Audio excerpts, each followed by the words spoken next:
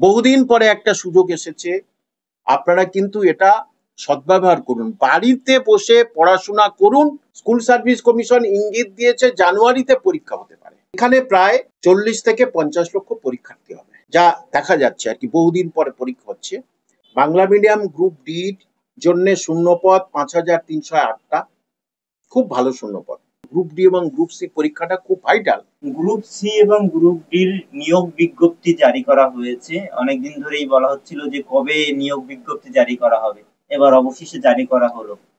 এই নিয়োগ বিজ্ঞপ্তি সম্পর্কে সাধারণ যারা অপেক্ষা করছিলেন যে তারা চাকরি পরীক্ষা দেবেন, তাদের জন্য এই নিয়োগ বিজ্ঞপ্তিটা একটু সংক্ষেপে যদি সহজভাবে বুঝিয়ে দিতেন। দেখুন, বাংলা মিডিয়ামের জন্য ভালো শূন্যপদ আছে। বাংলা মিডিয়াম গ্রুপ ডি জন্য শূন্যপদ 5308টা, খুব ভালো শূন্যপদ। ছেলেদের জন্য 4287, মেয়েরা কিন্তু এর সঙ্গে মেয়েরা 1021। এটা কিন্তু 5308 ভালো শূন্যপদ। যদিও বামফ্রন্টের সময় আরো বেশি শূন্যপদ থাকতো এবং আরো করলে ভালো করতে পারতো, 20,000 অন্তত দিতে পারতো গ্রুপ ডি সির জন্য। আর সির জন্য 2406 জন ছেলেদের আর মেয়েদের 483, মোট 2889, টোটাল 8197 শূন্যপদ। এটা কিন্তু খুব ভালো শূন্যপদ। এবং ফর্ম ফিল আপ 3রা নভেম্বর থেকে 3রা ডিসেম্বর। 400 টাকা দিতে হবে জেনারেলদের, এবং এসসি এসটি ওবিসিদের, জেনারেল ওবিসিদের 400 টাকা, এসসি এসটি ওবিসিদের 150 টাকা দিতে হবে। যে বয়স 40 বছর, হিসেব 1 জানুয়ারি 2025 থেকে করতে হবে। এসসিরা 5 বছর ছাড়, এসটিরা 5 বছর ছাড়, ওবিসিরা 3 বছর ছাড়। রিটেন টেস্ট আমরা জানি 60 নম্বরের পরীক্ষা হবে গ্রুপ সির, মাধ্যমিক পাশে, কিন্তু মাধ্যমিক পাস করলেই পরীক্ষা বসতে পারবে। আর 10 নম্বরে তাদের ওই মাধ্যমিকের যে নাম্বার সেটা হবে 10, 8, 6, first division, second division, third division. 5 নম্বরে তাদের এক্সপিরিয়েন্স, যারা চাকরি করেছে যদি তারা দাগি না হয় তারা। আর 15 নম্বরের টাইপ টেস্ট, 10 নম্বরের ইন্টারভিউ। আর গ্রুপ ডির ক্ষেত্রে টাইপের জন্য টাইপ টেস্ট হবে। বাংলা বা ইংরেজি, যে ল্যাঙ্গুয়েজটাকে চুজ করবে, হিন্দি, উর্দু, সেখানে টেস্ট করতে হবে। ইংরেজি করলেও চলবে।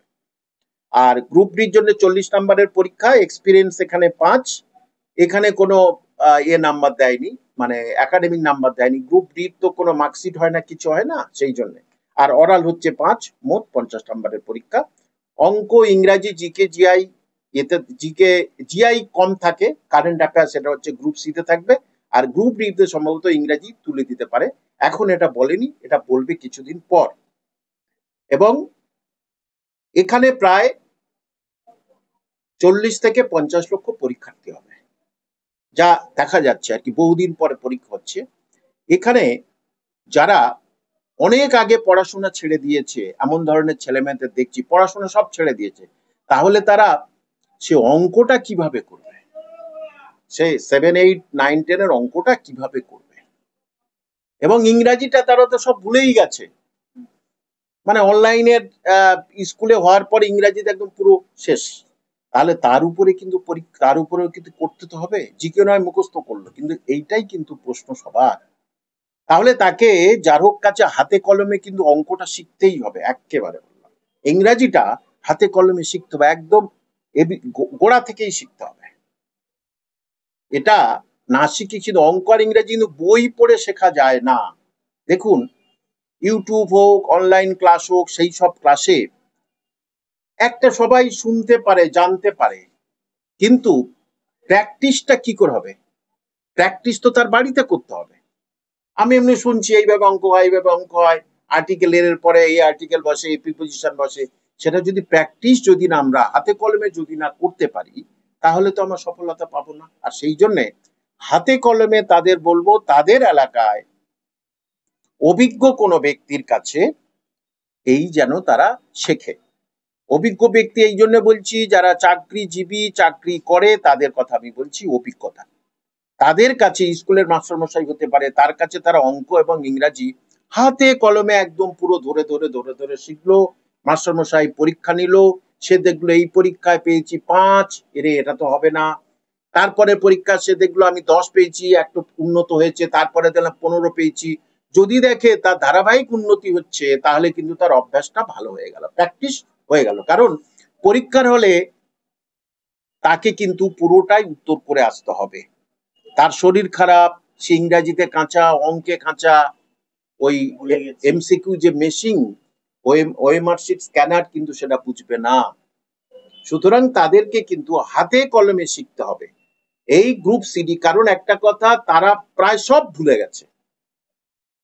একজন এসে সে বলছিল সে পুরো 12 বছর ডিটাচ, 12টা বছর ডিটাচ হলো। মাধ্যমিকের পথে আমার এই 12 বছর হলো, আমি অঙ্ক জানি না, ইংরাজি জানি না, মানে যা হোক 2-4টে আর্টিকেল মনে হয় জানি, তারপর আমি আর কিছু জানি না। ভালো স্টুডেন্টদেরও অনেক সময় মনে না থাকাই কথা, কারণ অনেকটা দূরে, কারণ অনেকদিন তারা পড়াশোনা থেকে চলে, যে যার সাবজেক্ট নিয়ে পড়াশোনা করে, ইতিহাস নিয়ে পড়াশোনা করেছে, বাংলা অনার্স নিয়ে এমএ নিয়ে পড়াশোনা করেনি বা করেনি, আদৌ ছেড়ে দিয়েছে।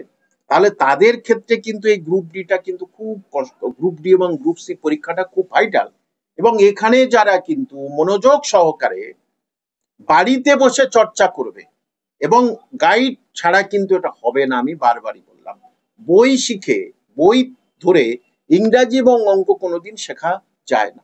তাহলে তাদেরকে একটা গাইড অবশ্যই, তাদের এলাকায় সব জায়গায় তাদের কিন্তু গাইড দিতে হবে, এবং এই কটা দিন তাদেরকে ভালোভাবে পরীক্ষা করতে হবে। কারণ স্কুল সার্ভিস কমিশন ইঙ্গিত দিয়েছে জানুয়ারিতে পরীক্ষা হতে পারে, কিন্তু সেটা কোনো কারণেই ফেব্রুয়ারির ফার্স্ট উইক হয়ে যেতে পারে।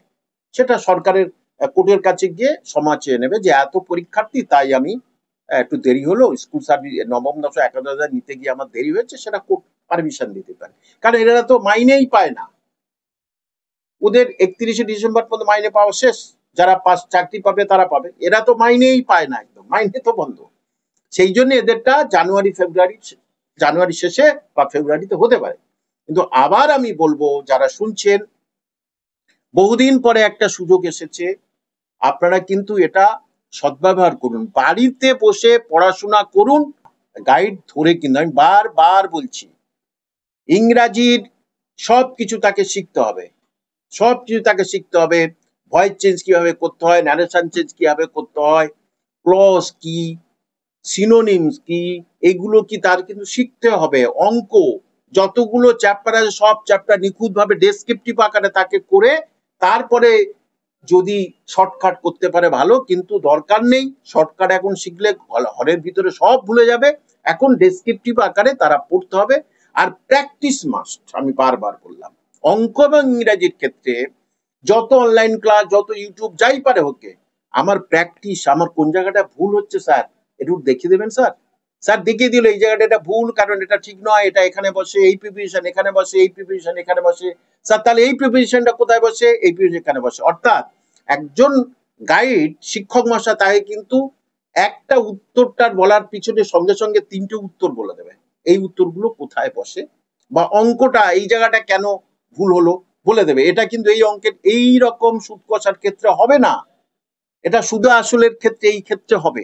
তবে কিন্তু একটা ছাত্র বা ছাত্রী, যে পরীক্ষার্থী, সে কিন্তু সঠিকভাবে সঠিক লক্ষ্যে এবারে কিন্তু পৌঁছাতে পারবে। কারণ এখানে এক্সপিরিয়েন্স কোনো ব্যাপার নয়। এই যারাও সব ওই 2016 সালে পেয়েছিল, তারাও সব ভুলে গেছে, তাদের সব ভুলে গেছে। সুতরাং এখানে 60 নাম্বার আর 40 নাম্বার, এইটাতে যারা খুব সুন্দরভাবে করবে, লেগে থাকবে, তারা কিন্তু এবার সফলতার মুখ দেখবে বলে আমি মনে করি।